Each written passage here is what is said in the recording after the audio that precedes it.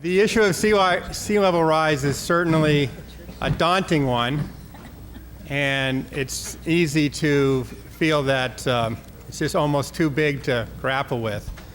But the question posed by Michael Brownring is the question that I think about a lot, which is, well, what are we going to do? And we've pulled together a group of panelists for this session to talk about some things that we have already done or are in process of doing. There's a lot of capable people who are working on the problem today. There's no silver bullet in this many-decade effort to prepare, but work has started, and I think that's important for people to leave remembering that work has started, and we will hear from each of our panelists about some very specific things that they are doing. So let me start with Len Matterman. Len is the executive director of the San Francisco Creek Joint Powers Agency, which is responsible for long-term flood control and watershed management for the San Francisco Creek. That's the creek that divides San Mateo and Santa Clara County. This project area is at very high risk for severe flooding from both stream flows and tidal action. Previously, Len worked at Stanford University as a consultant in nonprofits and foundations at the U.S. State Department. During the Clinton administration, he was an advisor to the director of FEMA, and earlier in his career was director of government affairs at UC Berkeley. So Len, tell us about your work with the San Francisco Creek. Okay, thanks very much, Dave. So my colleagues on the panel will talk about a major entity, the airport, a specific city, San Mateo, and statewide efforts to address this issue. And I'll talk about a sub-region, I guess you could call it, and that is of 2 counties and a few cities. The San Francisco Bay Area, the county lines are defined, 7 of the 8 county lines are defined by water. And so what that means is, by definition, counties will be having to work together to address this issue. And that goes for both creek flooding, fluvial flooding, and addressing sea level rise. But one of the points of my talk is that it doesn't have to mean inaction just because there are multiple jurisdictions to get on board at the same time. So, as Dave mentioned, at the county line between San Mateo and Santa Clara County, 2 counties and 3 cities got together about 14 years ago and said that they wanted to work together to address issues related to the creek. And that agency is called the San Francisco Creek Joint Powers Authority. So, very brief background, San Francisco Creek is the county line. It's the blue line running through the slide. The watershed is in yellow, and it's in the mid-peninsula area. Interestingly, at both the headwaters and the mouth to the creek, we know things are changing. At the headwaters, related to Searsville Lake and Searsville Dam, and at the mouth of the creek, related to sea level rise. Tidal influence already goes up the creek almost 2 miles, and that's projected to increase significantly. The floodplain of the creek is closest to the bay, and it's about a 6 square mile area. So in the floodplain area that I just mentioned, most of you might say, well, why is the Creek Agency talking about sea level rise? Well, what we noticed in looking at our floodplains is that about 40% of our creek floodplain is also in the bay floodplain currently. That's without sea level rise. And so you see here the areas in blue are the creek floodplain, the areas in green are just the bay, and all those areas in purple are areas where homes and businesses reside within both floodplains. A French philosopher once said something very apt for what we're talking about today, and that is, the trouble with our times is that the future is not what it used to be.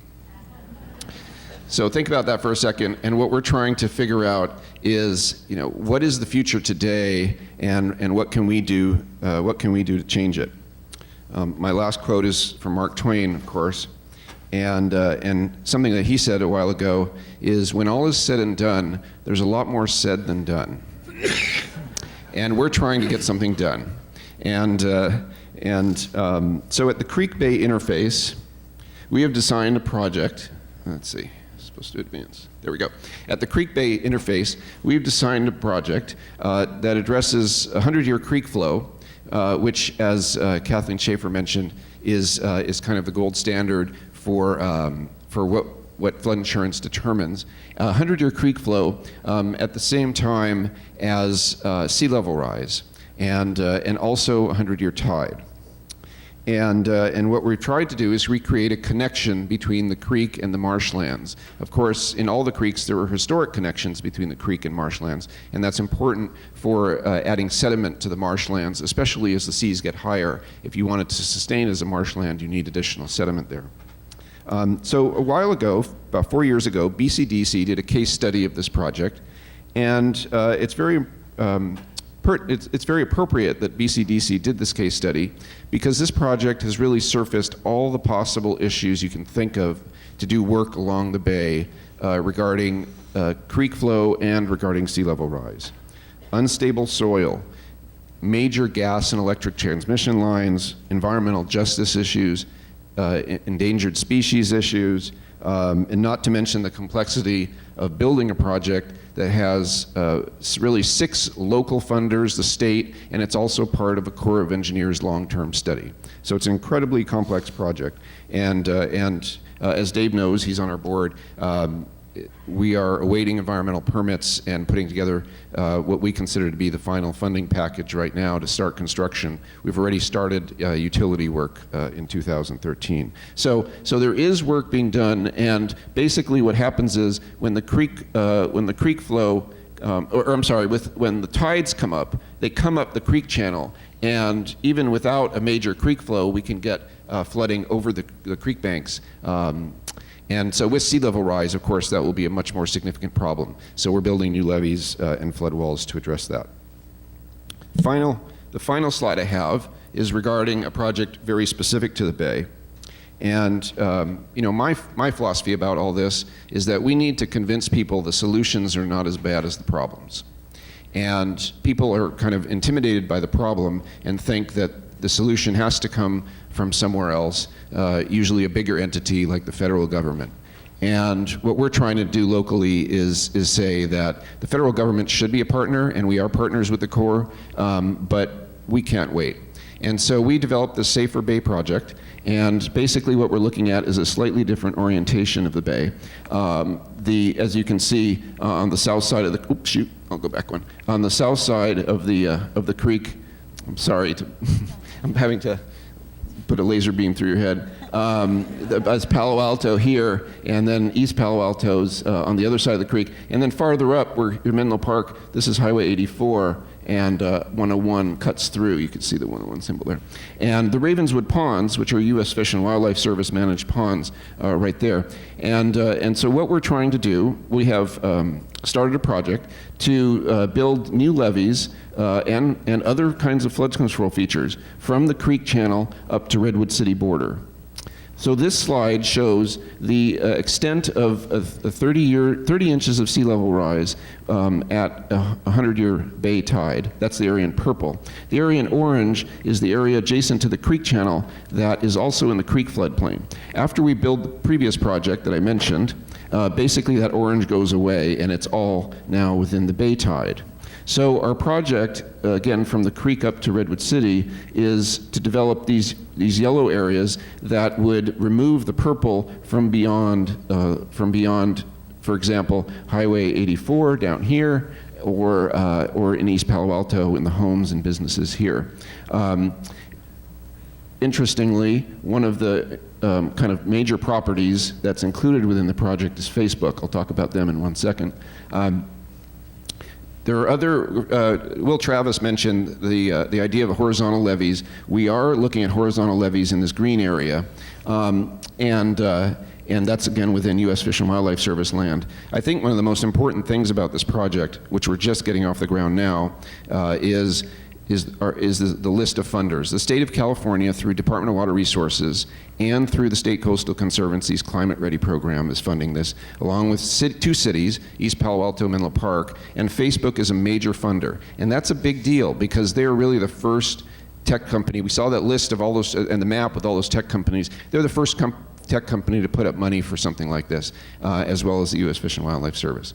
So thank you very much.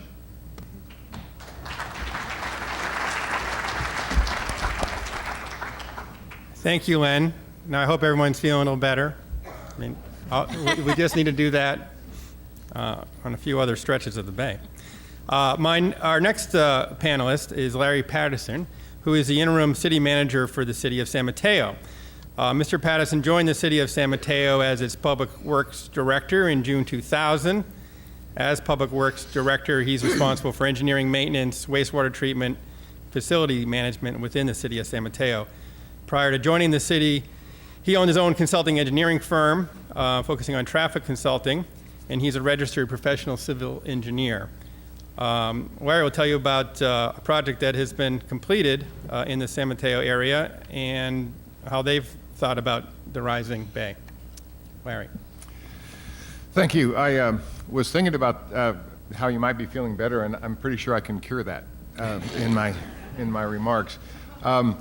In the city of San Mateo, we have the eastern part of our city is in the reclaimed area of the bay, and have been working since I started with the city and beyond that to try to address some immediate flooding without consideration yet of the sea level rise. And I feel better now hearing the comments from the representative from the Corps of Engineers in the previous panel that I can now put a name on what our plan is, which is phased adaptation. Because we're really just in the first phase of trying to address the problems. And for my city, one thing that we will be doing this next year is formation of a sustainability commission, and one of the tasks of that commission will be looking at this issue of adaptation. In 2008, and this wasn't the first, this was actually the digital flood insurance rate map in San Mateo, and we had actually had the first flood insurance rate map implemented in 2001. It basically, as you can see, covers the area mostly to the east of US 101. And there are some unique features. San Mateo Creek actually separates the larger portion to the south from the smaller portion to the north. Our efforts to date have really focused on that southern side, in part because of how the projects ultimately were funded. When we look at the completed projects, they address that southern area of our community. They included everything from levee improvements, raising a local street bridge, and culvert enlargement by Caltrans, and actually a small levee segment at the south of, we have a lagoon that is part of our stormwater system, and that lagoon, the levees on the southern end of it were too low, and they were raised as well. So there was a real variety of improvements. So it required funding from Caltrans for their culvert. We had a grant for the raising of the local street bridge. We used redevelopment funds. Those were the good old days. We used the redevelopment funds to fund levee walls along San Mateo Creek. And the last part of it was the South Bayfront Levee project, and we were fortunate enough to put in place a local assessment district to fund about $7.5 million worth of improvements that removed about 8,000 properties from the high flood risk area. So really a collaboration among funding sources to try to create a number of different improvements that yielded a change in the map. So we went from the map that covered most of the city to the east of 101 to really a very limited area north, and then you'll see the magenta and the more red colors. So those are riverine flooding areas. But the number of property owners affected for those two smaller areas is around 250. So we went from 8,000 to 250. That was a pretty good ratio. The real challenge is going to be the yellow area to the north, not the one to the right of the screen, but the one north along 101, and a little bit you can see to the west of 101 as well. And this becomes more complicated because while we could fund $7.5 million worth of assessment improvements in that area of the south. The reason we could do that is we had $7.5 million worth of improvements that we could spread over about 8,000 property owners that were going to benefit. So that developing or maintaining the relationship between what you're charging people and the benefit they receive is very tricky when you get a smaller area like this. So the improvements there are going to be another $22 million worth of improvements. And when we talk about the benefit, they're less than 1,500 property owners that will actually benefit, and they won't all benefit from each of the improvements. So it's going to be very, very difficult to fund through an assessment district, even in part by assessment district. There are really two kind of categories. We have some pump station improvements that are about $15 million, 2 pump stations to lift stormwater over the levees, and then the project to make those levees both certified as well as high enough. One thing that I'll say, I was thinking about the phasing of our adaptation, where this is really the first phase, where we're simply trying to take the area that was already at risk and remove it. Now the next phase, or phases, will be trying to then increase the protection as we see the indication and some triggers for sea level rise. When you think about it though, this was almost $50 million worth of improvements that we have put in place with our partners from Caltrans and from the federal funding for the bridge raising and our local residents for the assessment district. Picture my job if after all of that we're back here again, because with sea level rise, that's what happens. With the requirements for FEMA, we do have 3 foot of freeboard, so sea level rise could not be accommodated, but at least we have some protection. I think the other thing that I'm anxious to see the report from FEMA about their new study of the bay, because one of the things they do for the bay communities when they evaluate the needed height of your levees, or the elevation of your levees, is they assume you have open water wave action. And anyone that sails the bay realizes there's wave action, but it's nothing like it is on the ocean side. So I'm hoping there's also a little bit of added protection because of how we've calculated the necessary height of our levees and our protection. But any way you look at it, we have additional phases. We will be going back to a community that has seen almost a $50 million investment in flood protection, and telling them that they now need to begin the process for that type of investment again. And that's going to be a result of the change in sea level. Thank you, Larry. Appreciate that insight.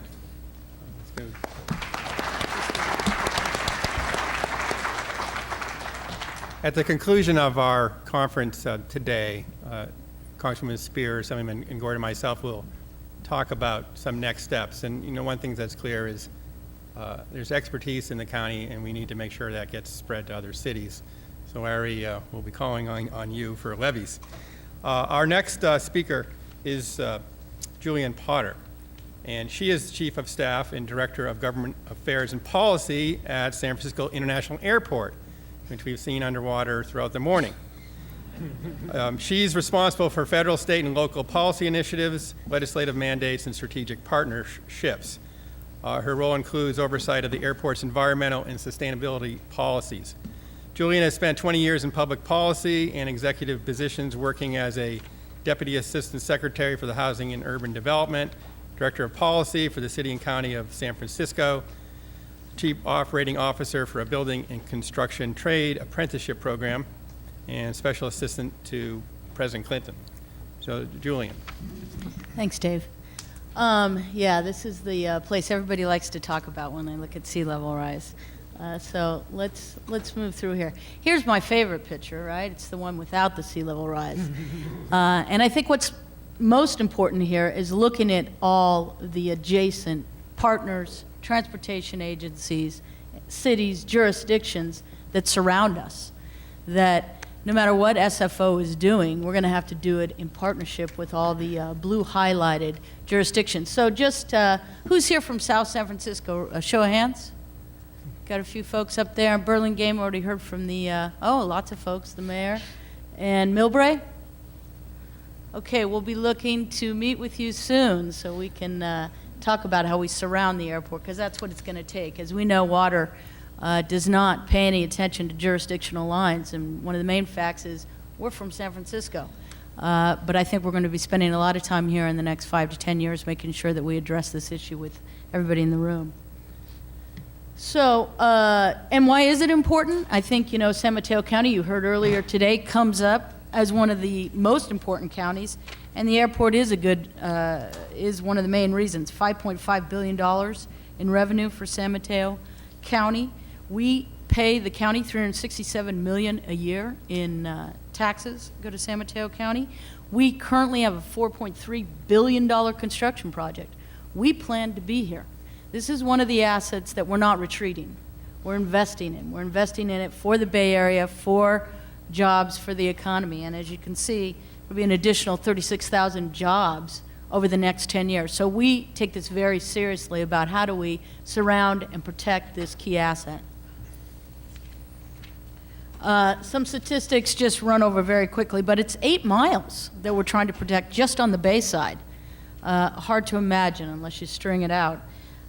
Built on fill, as was shown earlier today. So we've been dealing with this over the last 50 years. Being that we have been built on fill, we sit on the bay, we have been raising the runways, we've built walls around them. We're very, very aware of our, you know, position here, where we are.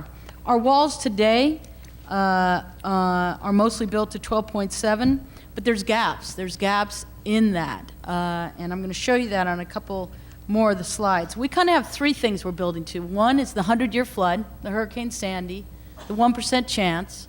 The other 2 are the mid-century and the end of the century sea level rise. Here's a couple of the types of walls that we've built. In the 80s, this was our favorite rendition, the concrete lined berms. These mostly go out and face over towards Oakland. The concrete seawalls, these are down. This is obviously looking west to the San Bruno Mountains. And then our last ones in 2000, all of these approved, working with BCDC. This is the least intrusive type of seawall to safeguard the wildlife and the wetlands there. So there are different ways depending on which part of the airport you're facing, which part of the bay you're touching. Of course, here's the map. Whoops, we're not. Oh, sorry, that was the last one. Just so you can see, 3 different, very distinct, depending on what part of the bay we're working on.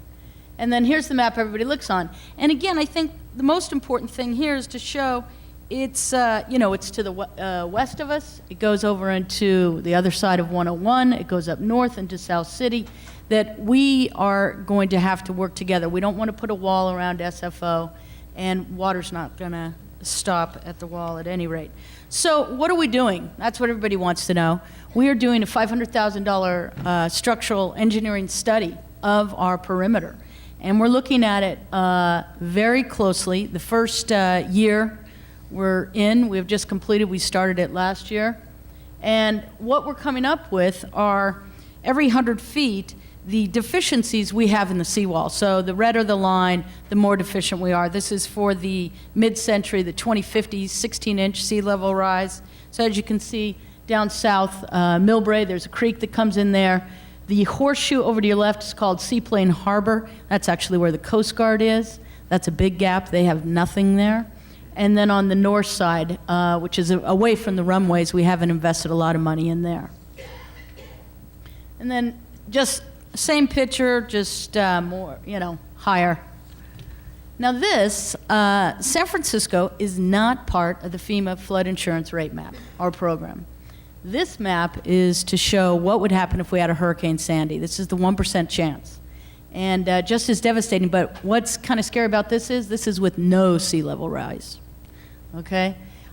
This is only something we've been asked to look at recently in the last year because San Francisco is preparing to actually apply for FEMA flood rate maps, or flood insurance rather.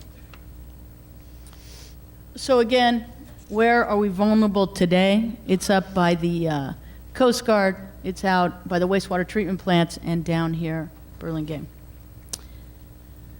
little bit more about what we're going to do. So we're doing the coastal analysis, the bay water side modeling that I just showed you, where the high and low levels are. What are the deficiencies? What are the heights? Stability, the type of the land. And the next part that we're starting early this year is the interior drainage system. Once the water does get onto the airport property, the runways, how to clear it off quickly. As you saw with Hurricane Sandy, I mean, they were operational within 2 days. Do we have the right capacity to continue to be operational if there is a 100-year flood? And then look at our adaptation plans. What is it we want to do for the 3 different levels that we're preparing for? How much does it cost? Work with our partners. You know, what is the best mitigation that we can put in place while safeguarding all of the assets around? And knowing that if somebody can't get to us because 101 is flooded, Caltrain is flooded, BART's station is out, their electrical substation, that nobody's going to get to the airport. So just safeguarding us is not an option. And so finally, if I can get this to go, the groups we're working with, City and County San Francisco, again, we're a department of the City and County. Department of the Environment is leading SF Adapt. That's all the city departments. We have 58 city departments that come together, share information, share engineering studies. What are we doing to protect the city and its perimeter? As you know, the port is all on the water. That's Supervisor David Chu provides leadership there. U.S. Army Corps of Engineers, we've been meeting with them, perhaps for a short-term project right there where that Coast Guard gap is. That's a real problem. We plan to be working with them into the future. We feel they're the gold seal, although it's difficult now to get funding out of them, but really we need their expertise as we look at what is the best way to safeguard. San Mateo County, again, Supervisor Dave Pine, and I'll say with the California State Coastal Conservancy, we partnered under his leadership. He came to us and he said, I know you guys are looking at the bay, but what about the mountains, the creeks, San Bruno, Colma Creeks, coming down, the flooding within our communities, but then when it hits the airport, because a lot of that is where our overflow drainage goes. So we just partnered with that. Thank you very much to Coastal Conservancy and winning that award. Let's see here. BCDC, obviously a good partner with ours in helping us to figure out what is the least impactful way of protecting. And then finally, you know, the FAA. We really have to start some high-level conversations with them. How are we going to get funding? Should airports that are on waterways, should they have a special set-aside, a carve-out in aviation grants so that we can address some of these issues? And finally, the last slide is what people have talked about, the king tide, but it's something you might want to do, each of you, within your cities, your jurisdiction, your neighborhood, places you care about. It's coming up, the king tide, and this is the highest tide we're going to experience. It's at the end of the year. It's December 30th through like January 2nd, and we're going to have engineers all across the airport, up against our creeks, looking to see. So if you want to get a glimpse of the high tide, it's coming up again. Thank you very much.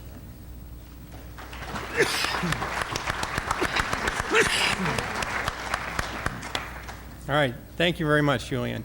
And our final panelist is Sam Schuckett, the Executive Director of the California State Coastal Conservancy. We're lucky to have Sam today as his agency, combined with others, are really at the front lines of nature-based restoration and protections for sea level rise. So Sam has been in the position of the Executive Director of the Coastal Conservancy since 2001. He serves on the boards of the Los Cerritos Wetlands Authority, Baldwin Hills Conservancy, and the Santa Monica Bay Restoration Commission. He previously served on the California Fish and Game Commission from 1999 to 2004. He was the Executive Director of the Federation of State Conservation Voter Leagues from 98 to 2001, and prior to that was Executive Director of the California League of Conservation Voters. Sam. Thank you. It's great to be here. I wish they turned the heat on, but I guess we're avoiding emissions by shivering. I wanted to start by keying off of something that Congresswoman Speier alluded to. the Loma Prieta earthquake here and the Northridge earthquake in Southern California were a real wake-up call for Caltrans, who realized that our freeway overpasses and bridges were highly vulnerable, more vulnerable than we thought. So since that time, the state of California has spent tens of billions of dollars retrofitting essentially every freeway overpass and bridge in the state. We have retrofitted, or in some cases replaced, every bridge over the bay in the Bay Area for a risk that is a little bit like sea level rise, in the sense that we know it's going to happen, but we don't know when it's going to happen, and we don't know how bad it's going to be. And I start with this just to remind ourselves that we are in fact capable of thinking about these kinds of risks and adapting to them and doing something about them. I'm wearing two hats today. One is as the head of the State Coastal Conservancy. The other is as the chair of the San Francisco Bay Restoration Authority. I want to start with talking about the Coastal Conservancy, and of course we are more than just San Mateo County. We have the whole ocean coast as well as all 9 Bay Area counties to think about. And we are interested in nature-based solutions. We see our role as in the climate change world as helping on-the-ground adaptation happen, and sometimes that can include actually sequestering greenhouse gases and using natural means to the greatest extent possible. As long ago as 2003, we made a grant to the city of Pacifica. That would be on your ocean coast, which you are also blessed with here in San Mateo. We helped them remove a couple of houses which were at the mouth of San Pedro Creek, which allowed us to expand the creek mouth, restore some wetlands, get those houses out of harm's way. That's what we mean when we say managed retreat. So we reduced both the creek flooding, and we also took some of the potential hazards out of the coastal zone. The Coastal Conservancy more recently completed, I think the largest managed retreat project in the state, which was in Ventura, in Southern California, where we moved a road and a parking lot and a trail back from a badly eroded beach, restored the beach there, and hopefully bought them another 50 to 100 years worth of time. We have stepped things up lately with our Climate Ready program that Len and Julian both alluded to. We released an RFP earlier this year looking for cities and counties and NGOs and special districts who wanted to start to think about and plan and actually do what they could do to adapt to sea level rise. We got 76 projects from all over the state worth $13 million. We have selected 20 projects, including San Francisco Creek and SFO, worth about $3 million. We're going to bring them to our board for approval in January. If nothing else, the response that we got shows you the level of interest that there is for this statewide, and believe me, I would have happily funded all of them, if we had had the money. A few other things that are going on here in the Bay Area that are of note. The Coastal Conservancy, along with some other partners, is funding what we're calling living shorelines. We are experimenting with the reintroduction of eelgrass and native oysters into the bay to see if we can attenuate the wave energy, which, as you saw from Dr. Englander's presentation, is actually something you have to worry about more than just the bathtub level of things. These experiments are taking place off of San Rafael in Marin County and off of the Hayward shoreline. You may have seen in the newspapers a week or so ago the headlines that we've got 2.5 million oysters, native oysters, have returned to the bay. The oysters got the headline. What was sort of buried is the fact that we are actually seeing a 30% reduction in wave energy at those shorelines from restoring these native species, and we're only in the first year of the project. Our Coast, Our Future is a model that we're helping to fund. It's being developed with the marine sanctuaries, Point Blue Conservation Science, USGS, and others, that's looking at a very detailed flood map and model and interactive web tool eventually for the entire 9-county Bay Area. Our hope is that it's something that local governments can use to think about their risks. And last but not least is the South Bay Salt Pond Project, the largest wetland restoration effort west of the Mississippi River. It includes the Ravenwoods ponds, which Len referred to, 15,000 acres of wetland restoration that will also include flood control for 2.2 million people who live in the southern end of the Bay Area. When my colleague from the Army Corps alluded to a project which is getting a little bit hung up in the Corps' internal process, that was my project. That was the South Bay. So there's quite a lot going on, and it's clearly going to take a great deal of money once we're all, it takes a lot of money to plan. It costs even more money to actually do things. So it's going to be fairly expensive, I think, to prepare the Bay Area and San Mateo County for the future that we see coming at us. Where's the money going to come from? So that's where Dave and I come in. I'm the chair of the San Francisco Bay Restoration Authority. Dave is on our board. We were established in 2008 by then Assemblywoman Sally Lieber. We are a 9-county special district, essentially, so we're the whole Bay Area. We have the charge and statute to go to the voters and look for local money to do wetland restoration, flood control that's a part of wetland restoration, and provide public access to areas that have been restored. And we're lucky in the Bay Area that we have a lot of places that we can do wetland restoration in, and those wetlands, as you were told earlier, will help protect the shoreline as well as sequester gobs and gobs of carbon. The authority, being brand new, has no funding of its own, so my agency and ABAG, the Association of Bay Area Governments, and the San Francisco Estuary Project have been essentially providing the staff. We are seriously considering going to you, the voters, in 2014 with a parcel tax in the vicinity of about $10, which would raise about $15 million a year in the Bay Area to do the kinds of things that we've been talking about doing: restore wetlands, provide flood control, and provide local access.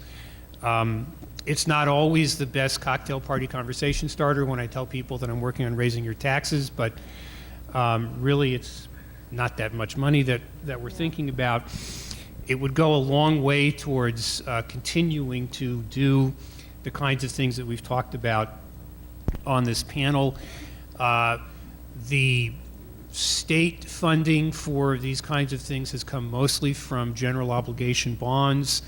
The Coastal Conservancy, along with every other state agency that spends those bonds, is running out of bond money. I've got about $160 million left, which sounds like a lot, but it's for the whole state.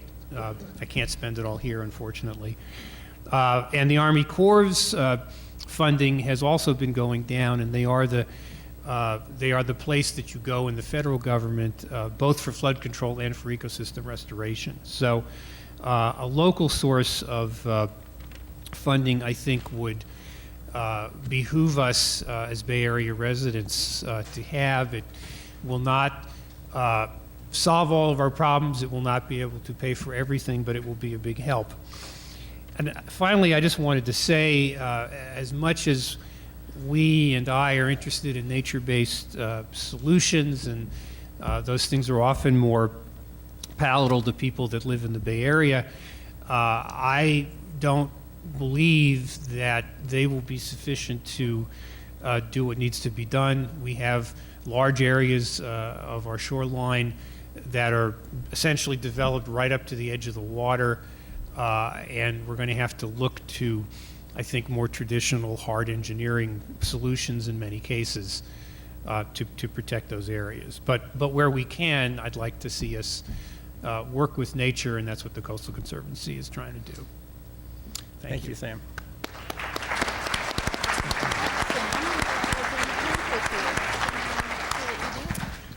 I'd like to get the final panel convened at noon, so it just gives us a few times for one or two questions. I'll ask one.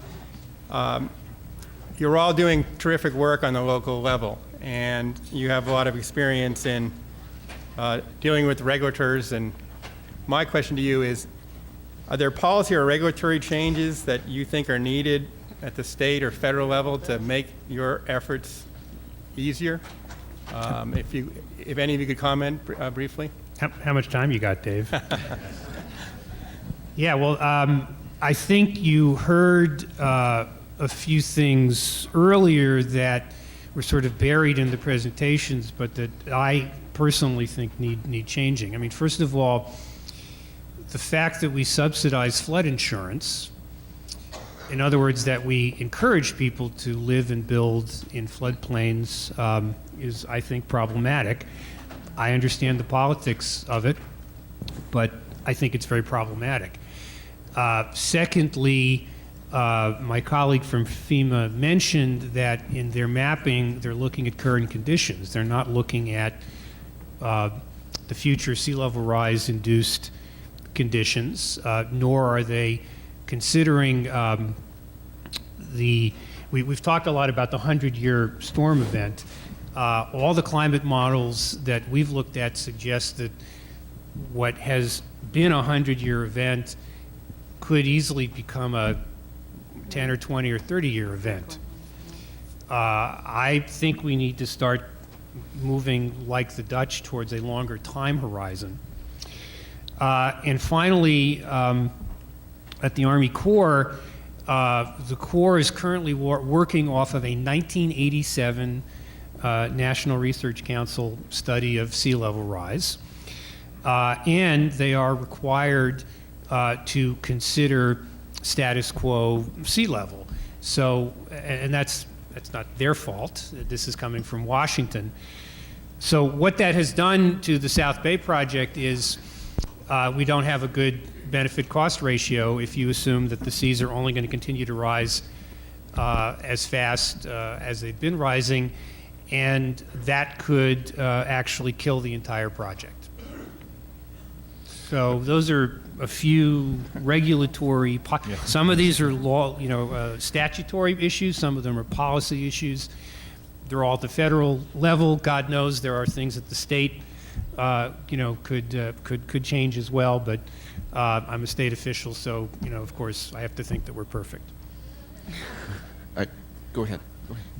Yeah, so with the airport, I think what we're starting to do is form some coalition, because it's a national airspace program. This is a it's a local asset, but it connects to all the airports around the world, frankly.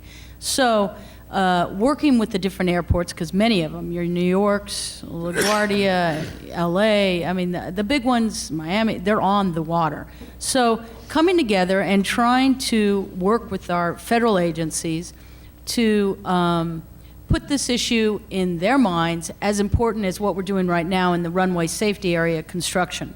As you know, SFO is under a $200 million construction project right now of putting arresting mass material at the end of the runways. And that's all being funded through the FAA as something to safeguard this asset.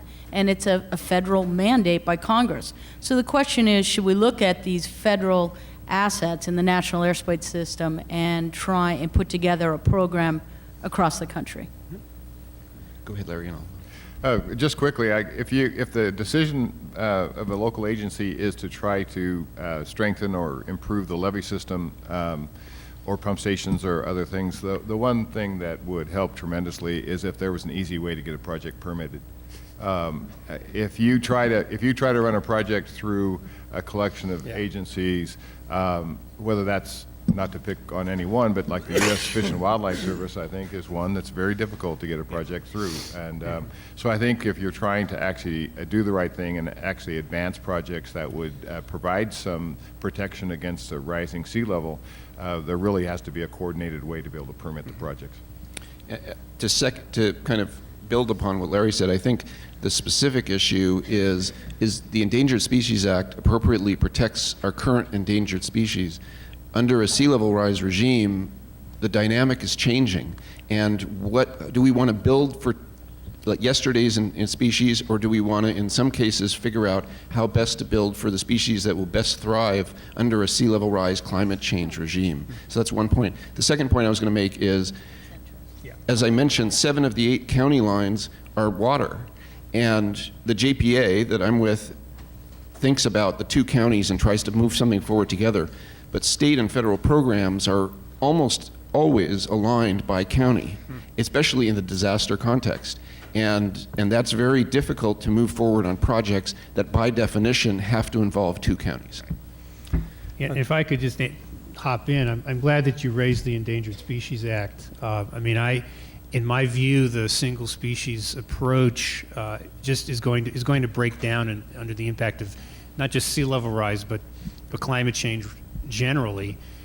And the fact that restoration projects are treated by the regulatory system just like development projects. Mm-hmm. In other words, when Len or I are trying to restore some wetlands, we're treated exactly the same way as if we were trying to build a strip mall. That's right. In the wetlands.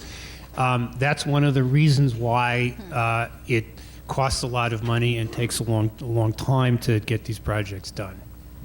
That's very good. Well, thank you for your answer to that question. Clearly, the problem is going to force us to think differently. And with that, I will use the moderator's discretion here to go ahead and end this session and invite Congresswoman Speier and Assemblyman Member Gordon to join me for some final thoughts. So thanks to our panelists. Even as much as I've read on it, I learned much more today. So hopefully we all have learned enough to make us want to go out and become proselytizers of change here, because I think that's what it's going to take. I would just like to start off this conversation by suggesting that having listened to the federal panelists, that we've got to get more clout in our region than we have. And I think one of the first things we should explore is whether or not we need to create some kind of flood protection agency for San Mateo County. I would also will take back with me an effort to try and amend the law so that the $75 premium can be set aside not just for post-flooding, but for pre-flooding conditions, so that individuals could access that money in that regard as well.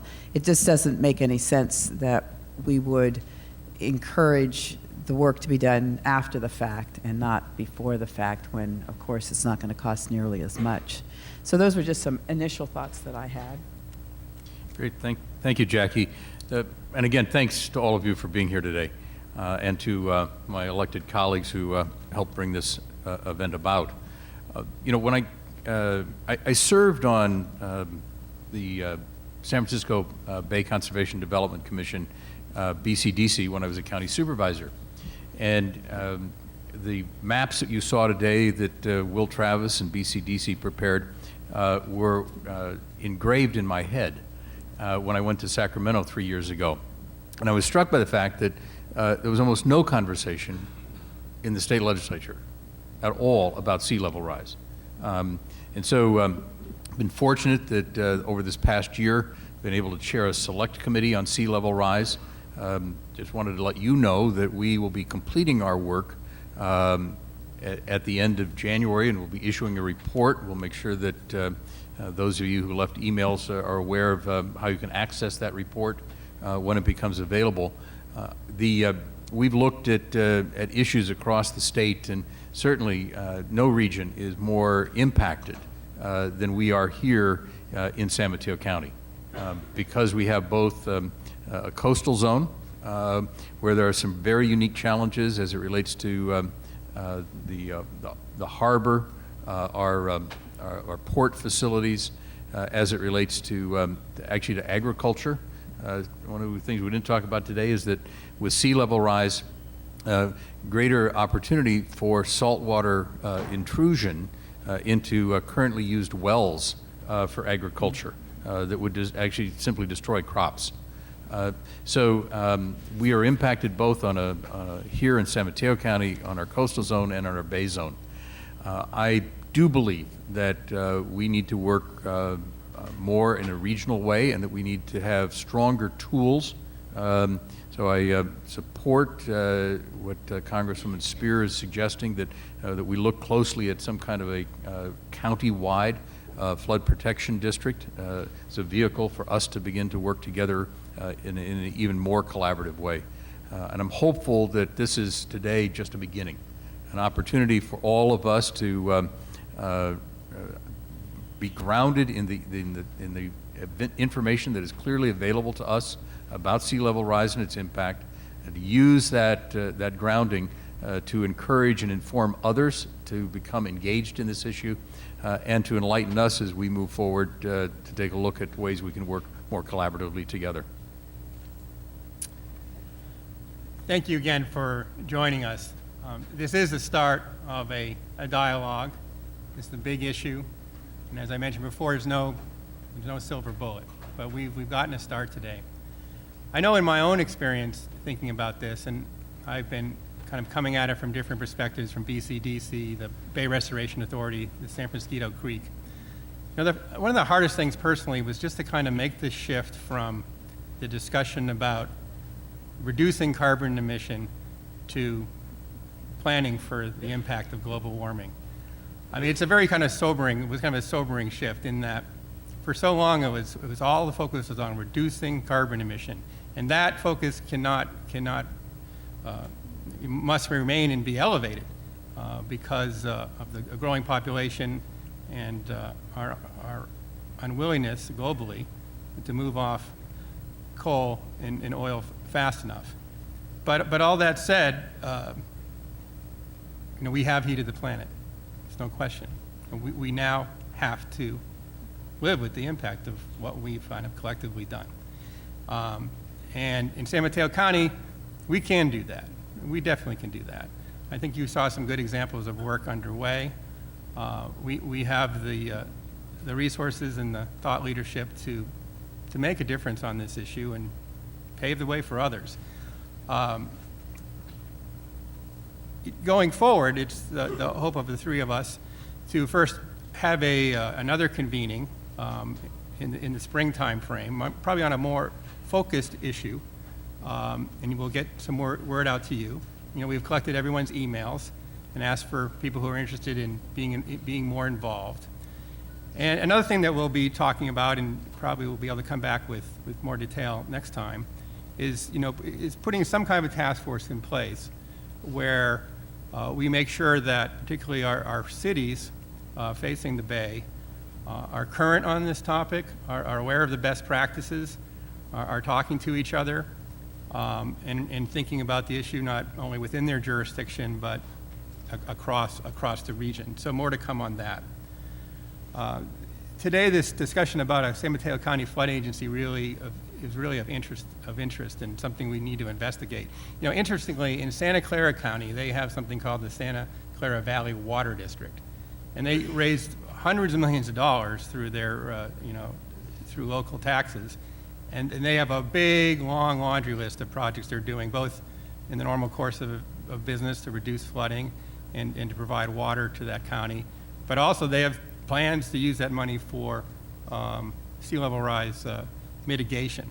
And we don't have anything comparable or parallel to that in San Mateo County, and we need to take a look at that. And then, another thought that I just wanted to emphasize too was one made earlier in the day is, I think it's so important to focus on this notion that we know the Bay is going to rise 3 feet. And it's going to rise 3 feet in this century, maybe sooner. And we have to be careful not to spend too much time trying to figure out exactly what that is, or too much time worrying about some of the vulnerabilities, because we know that's happening. So we do need to pivot to more action, both in terms of mitigations, but also for emergency planning. You know, another kind of sobering thought is humans being humans. You know, they don't like to really do anything until there's a crisis, and our Katrina could happen any time. And boy, people are going to pay a lot of attention then.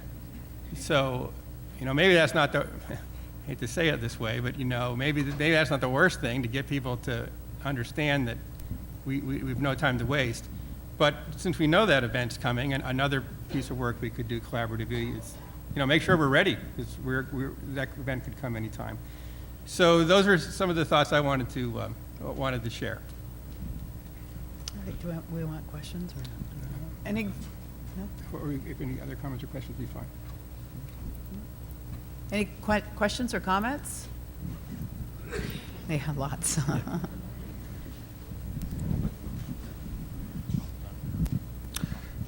Okay, got it. I got it. You got it. Okay, he's got it.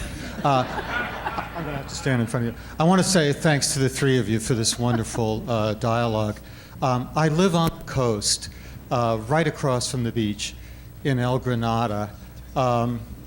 Supervisor Horsley has been talking about the urgency of the fact that the sea is about to wash away a chunk of Highway 1.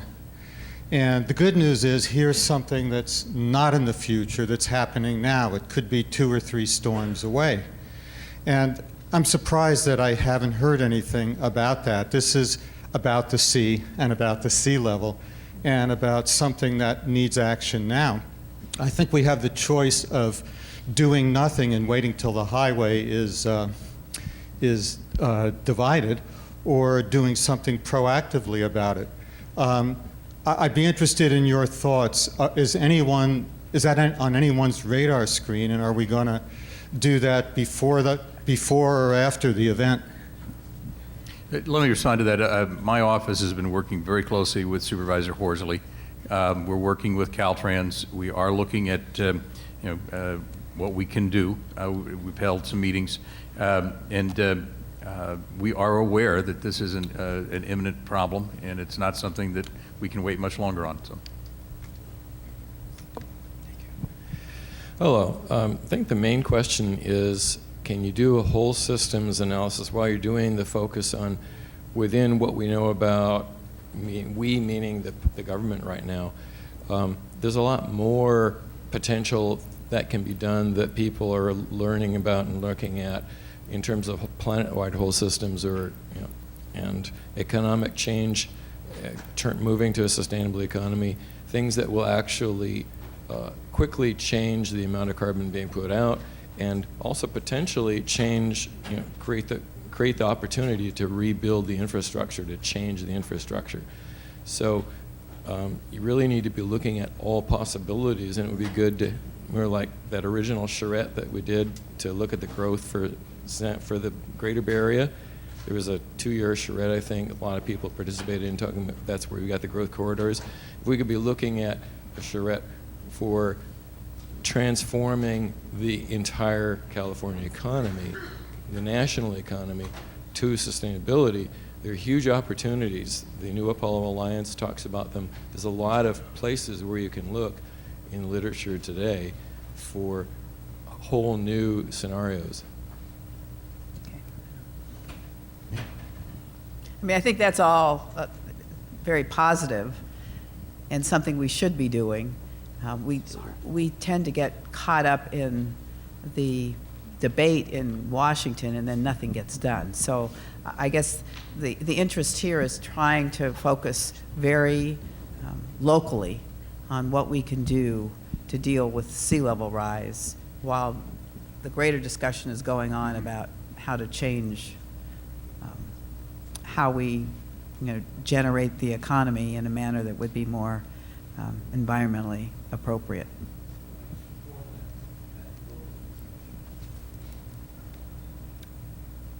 Thank you. Well, I want to add my thanks to Congresswoman Speier and all the other participants, Mr. Englander, and everyone who's come here. And it's really encouraging that we have a community with this many inquiring minds. That's true. I'll direct my comment to Congresswoman Speier particularly. Here's a very big concern I have. He's not on the stage. He's behind the curtain. There's a man behind the curtain here who has a lot of money, a very loud voice, and an agenda that's very much contrary to everything that we've heard here today, who's trying to convince us and our neighbors that all this is nonsense. And we don't have to worry about any of this. And this is a very destructive approach, and it has a lot of influence and predominates our political debate. So I just want to toss that out there and invite your response, Congresswoman, and that of others. Is that person behind the curtain Karl Rove, or who in particular? Well, Koch brothers? Any of the above? He dominates the AM talk radio. He has a lot of influence on Oh, that guy. cable radio. Yeah. You know, it's a well-funded effort. You know, Karl Rove is a good example. Your Rush Limbaugh's and your Fox News and all the rest of them. You know, those are the people behind the curtain. I use the metaphor of a man behind the curtain, but we know who they are. You know, the sad commentary on Congress right now is our inability to really plan for the future in any meaningful way. When Superstorm Sandy hit, there were many members that were aghast at committing $60 billion, and they voted against it. And then they had a hurricane that hit their community or flooding that hit their community, and they had their hands out to the federal government asking for aid. And it wasn't lost on any of us that they weren't there for the vote on Superstorm Sandy. So we really have to change the mindsets of a lot of people in Congress, and it may take a lobotomy, but we'll get there. Yeah, I would just add that, you know, I'm encouraged by the polling I read about in terms of public opinion on global warming. I mean, we do have way too many naysayers, but in general, the population in America is becoming more and more.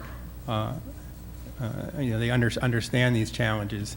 So I'm encouraged by that. But I'm more encouraged that I live in the Bay Area, where we don't really have to fight too many of those battles. And you know, that's again why we want to really focus laser-like on the Bay Area, and particularly San Mateo County, where fortunately, you know, that's one hurdle we don't have. You know, I would also add that, you know, the immigration issue for many years was seen as, you know, just a marginal issue that the Latino community was interested in. But when high tech got involved in it, then all of a sudden it became a much more universal issue that people were willing to address. And seeing all the high tech companies in that blue, light blue or dark blue, may help us a great deal in raising this issue on a national level as well. Hi, Ann Schneider. Thank you. I would like to encourage you all to think about the regional task force that you talked about, not just on adaptation, but on mitigation, and to expand it into all the specialty areas. So not just people who are going to be directly affected with floodwaters, but even people in my field, in the solid waste field, have aspects that we can add. So I would really love to see that. We have so many great people here. Jackie, we love having you in Congress, but we can do many things here without ever paying attention to them.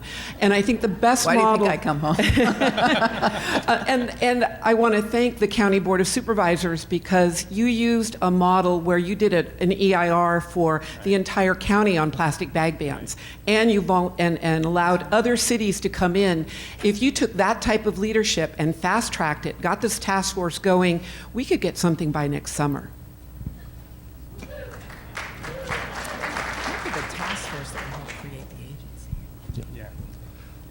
Okay. Warner Chabot, I just wanted to add my thanks to that of the audience, to everybody who spoke here today, and especially to Bill Travis for the leadership that he provided for so many years at BCDC to give us the type of example that we have seen today.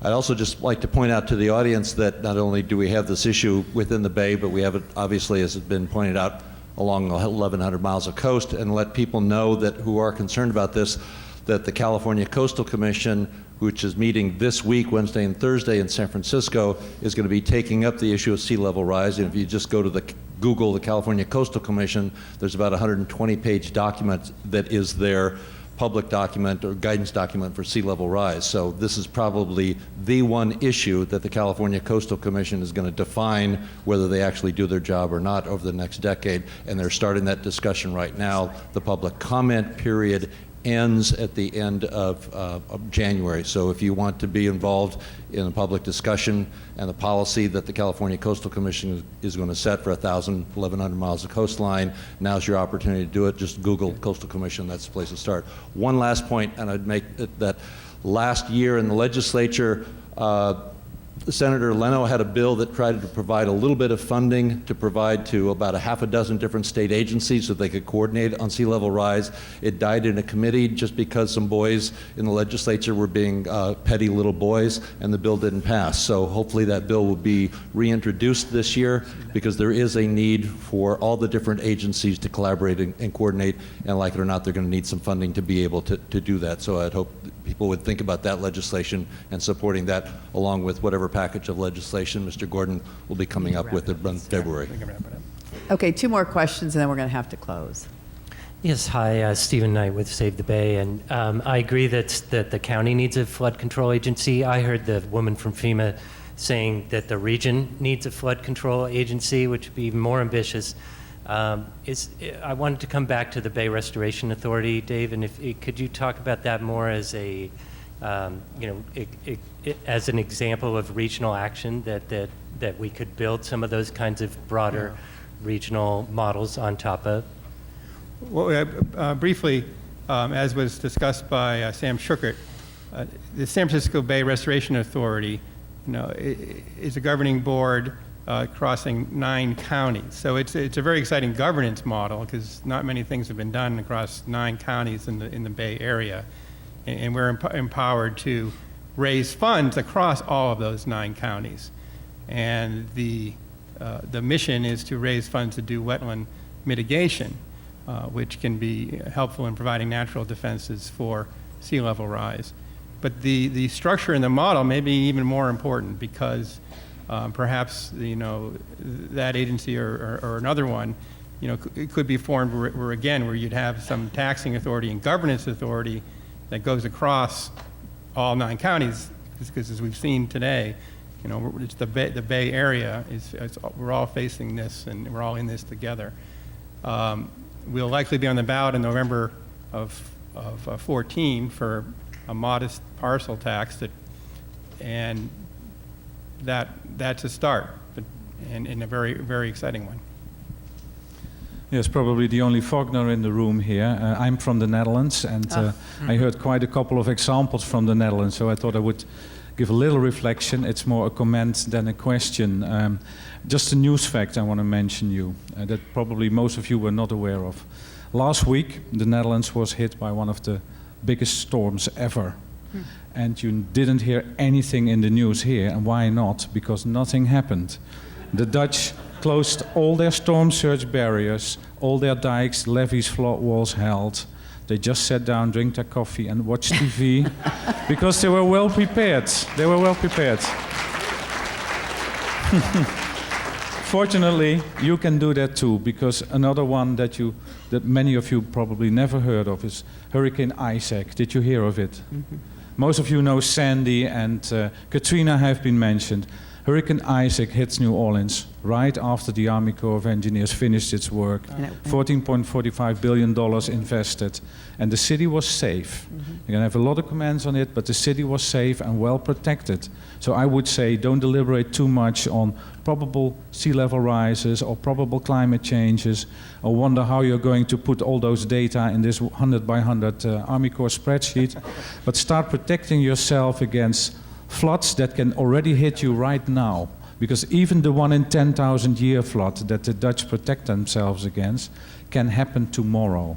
So better start today. Thank you. Well, it's a perfect way to end. We couldn't say it better. We couldn't say it better. I think he said it the best. We want to be in a situation that there's no headline. So thank you all for joining us here today.